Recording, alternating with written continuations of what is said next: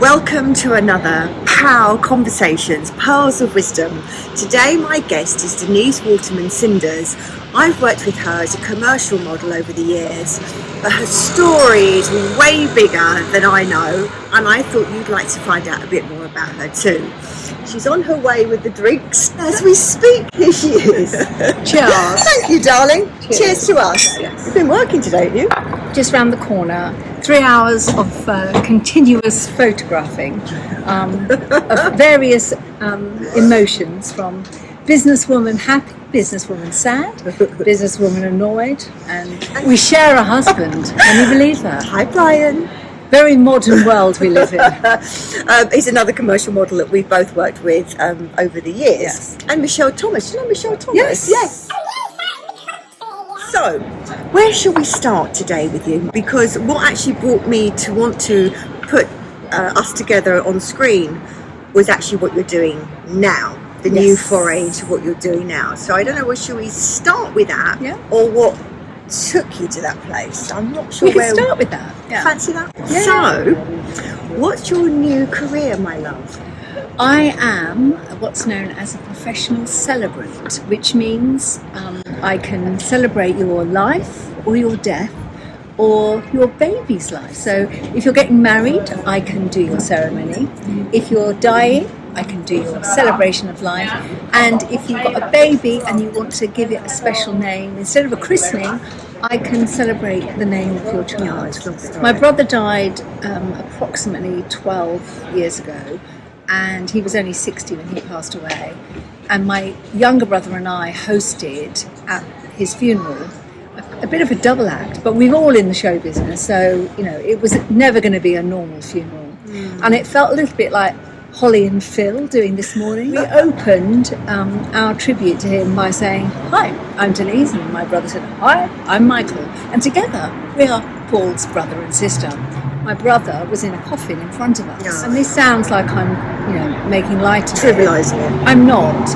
My brother was a very important part of my life, but he wasn't here anymore. And I wanted to give him the send-off he really wanted. Yeah. Being a celebrant is about celebrating someone's life, but in the context of how the family want to celebrate it.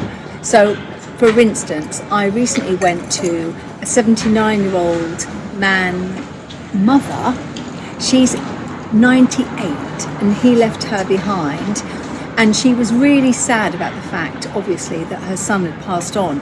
And when we had the actual cremation, she was really worried about being sad, and I turned to her and I said, "Kath, don't worry, by the time we finish this, everyone's going to be smiling."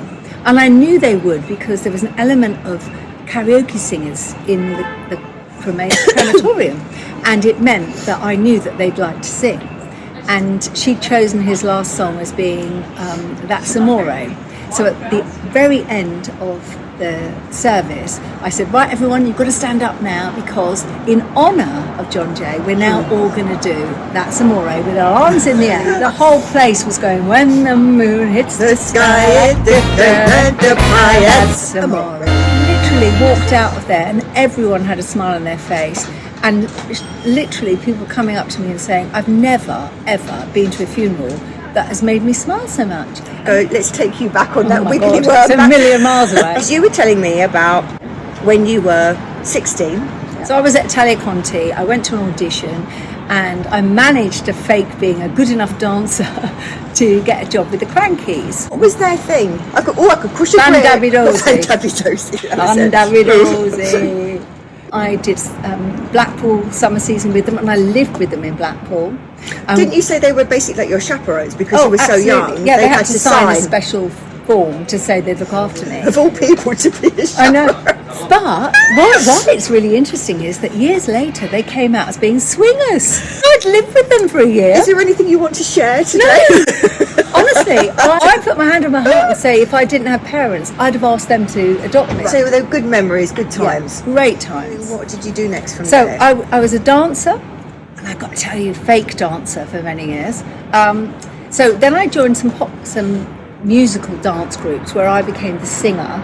Again, God knows how, but I became the singer in the dance group. Now, are you saying that just to be coy and sweet? No. Seriously, I know that I'm not a great singer, but I do know, especially at my age, that I'm a good performer. Right. So my performance level outweighed my singing, because if you're watching a singer and you're only listening and not listening with your eyes, actually they can become really boring. Right. If you look at the likes of Robbie Williams, for instance, he's not the Amazing best singer in the performer, world, 100%. but an amazing performer. So therefore, for me, I know that I can't sing every song, but there are certain songs I can get away with. So I only ever choose those songs, by the way. But like when I go for auditions now, I know that if I've gone for the audition, I think I can do it. If I don't get it, I don't come away going, oh my God, I didn't get it. I come away thinking, all right, well, I didn't get that. What can I do now? I think that's a really valuable lesson in this business, whether it be as a dancer, a singer, an actress, or a model. It's really important to make sure that you're not bothered by not getting it, because it could be any number of reasons why you haven't got it. It could be because they wanted a brown-haired woman and you've got blonde hair. Yeah. So you started your career As a dancer and a singer. And in between, I was a Benny Hill girl. Was there any of that innuendo? Well, obviously obvious innuendo, but did you ever feel any uncomfortability being around him? Well, is uncomfortability a real word? no, it's not. Nothing's ever come out. Who am I to know? No. It never happened to me, so No. I don't know. However, I did have an incident where I hadn't done the show for a while because I left the show to join a pop group. I was a Benny Hill girl at the time that I auditioned for a pop group that I joined called Tight Fit, and we ended up with a #1 record. And that is history. No, there's a bit of a story with the Wimble. It's been a hit every 10 years with different groups. So it was a hit in the 60s with the Tokens, then it was a hit in the 70s with Car Denver, and the 80s with Tight Fit, and in the 90s it was in The Lion King. So if you're 5 or 105, you will know that song. It's a bit like Marmite, you love it or hate it, but you definitely know it. Went off and did Tight Fit. Only lasted a year and a half. Then all of a sudden, my mum and dad had a pub, and the phone rang, and I couldn't believe it. My mum shouted up the stairs, "Denise, Benny's on the phone for you." I said, "Is it Benny Hill?" So anyway, I answered the phone, and I went, "Hello," and he said, "Oh, young lady, would you like to come back on the show?" And I said, "Oh, yeah, that'd be great." He said, "Well, come and have lunch with me." I thought, now I've never been in a situation, what's going to happen. So I arranged to go for lunch. I went for lunch, met him at his flat in London. We walked over to the Kensington Hotel. We had lunch. It was all very nice. And at the end of the lunch, he leant over and he said, "Young Denise, let's keep up this rapport we've got with each other." And I'm thinking, what rapport? My mum and dad at a pub, I was used to talking to people. I'm thinking, I'm just chatting here. Never thought any more of it. Anyway, fast forward the next week, I'm doing the show. And Benny had 2 of everybody. So 2 tall, buxom women, he had 2 small brunettes. So he only normally used 1 of each type of girl on the show. Right, but he had one a spare. Yeah, no, if one couldn't do it, then the other one did. Right. And I knew that the girl that was like me was already doing the show, so he didn't really need me. So he kind of mentioned that. I've got so-and-so on the show, so I don't really need you. So that was I'm just putting that bit in because that's quite relevant to the next part. So the next part, I go and do the show on the Monday. We're at Thorpe Park, we're filming. Lunchtime comes, he goes, "Young Denise, come and join me for lunch." So I go for lunch and I'm thinking, I sense there's something, but nothing's ever happened. Is this going to be it? Go for lunch. Lunch happens, nothing. Next day, "Young Denise, come for lunch." So hang on a minute. So these lunches were convivial, fun, just interesting. There was no touching of the knee. No, nothing at all. It was just, I'm going for lunch until I got to the 3rd day. Here we go in for lunch, and it's in like a private tent thing. So I go in for lunch, and he leans over and he says, "Young Denise, when you take an egg out of a basket, you've got to put one back in." And I thought I was really blinking clever when I replied, "Can you tell me what you mean in black and white instead of colour? Meaning, let's have the bottom line. What are you talking about?" Never got asked for lunch again, never did another show. So I took it as, he's done me a favour bringing me back in the show. What favour am I going to do him? Anyway, I didn't do a favour, and I never knew whether there was a favour to be done, so I never did the show.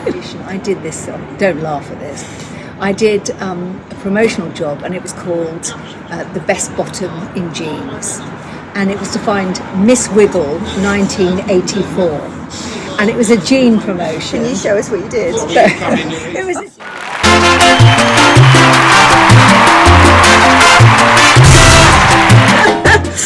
If I hadn't lived my life, I would have thought it was a comedy. But I only ever wanted to be a presenter, and my ex-husband wasn't too impressed at the fact I wanted to be a presenter, and wasn't too supportive either. And I thought, well, I really think I can do this. And I didn't want to not do it and find myself at my age now, looking back thinking, if only I'd done that. I didn't want to have regrets. So I was determined that if an opportunity arose, I was going to do it.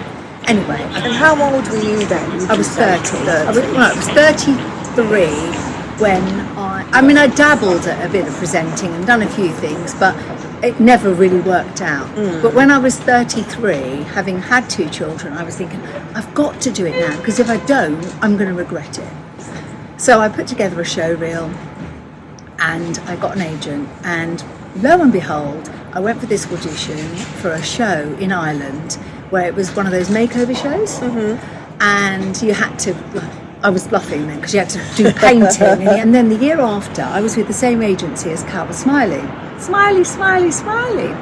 and the agent had put her forward for a BT shoot and she didn't want to do it, and so he said, Denise, I'm going to put you in for it, and I ended up, blow me down, you could have knocked me over with a feather. When I thought I had any hope in hell of getting the job, I am now on a plane on my way to Cancun in Mexico, club class by the way. But that wasn't it. It wasn't just Cancun.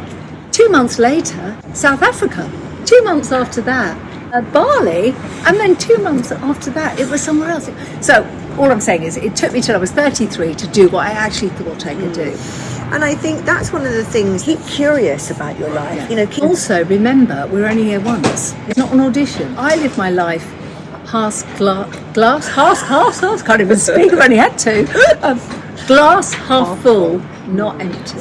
Should we just leave it there for now? Because otherwise we're going to go on. No, excuse my language. I didn't really say that. Well, this has been Denise. Yes, we've only actually scratched the surface of this one, so maybe we'll have another chat another time. But I'm glad we got her out and got her talking and got her wiggling. So everybody, bye bye. Bleep out my swear.